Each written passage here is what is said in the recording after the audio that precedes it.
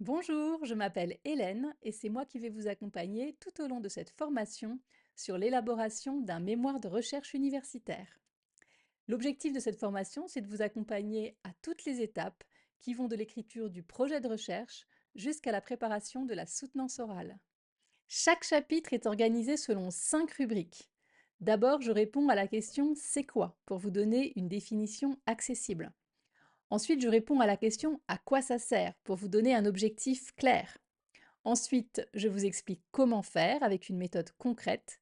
Je vous donne des conseils pratiques complémentaires. Et enfin, je prête une attention particulière à votre morale avec des astuces anti-procrastination. Pour la majorité des étudiants qui se lancent dans l'écriture d'un mémoire, qui à terme va faire entre 60 et 100 pages, c'est la première fois qu'un projet aussi conséquent, qui dure toute une année, va devoir être réalisé. Et beaucoup, pour pas dire tous les étudiants, passent par des phases de stress ou de creux de vague.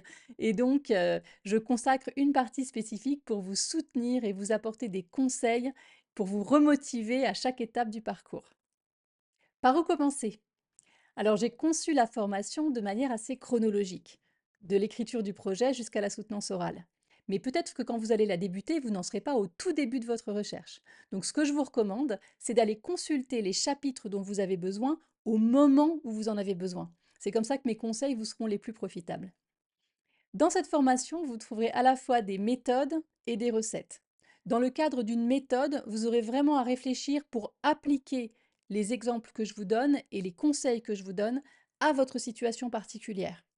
Dans le cadre des conseils pratiques, je vous donnerai plutôt des recettes, à savoir des conseils directement applicables. Dans mon expérience, on a besoin d'un peu des deux, des méthodes, des recettes et surtout beaucoup d'exemples concrets. Que faire si la méthode ne fonctionne pas? Alors d'abord, vous avez un enseignant qui est chargé de vous accompagner dans le cadre de ce travail de recherche tout au long de l'année au sein de votre université. Et si j'ai consacré un chapitre spécifique pour vous remotiver en cas de baisse de morale, c'est vraiment que la majorité des étudiants se retrouvent à un moment ou à un autre confrontés à des difficultés.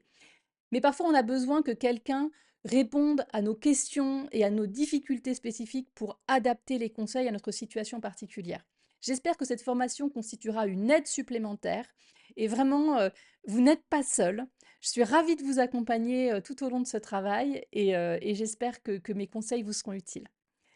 Donc, je vous dis à tout de suite dans le premier chapitre consacré à l'écriture du projet de recherche.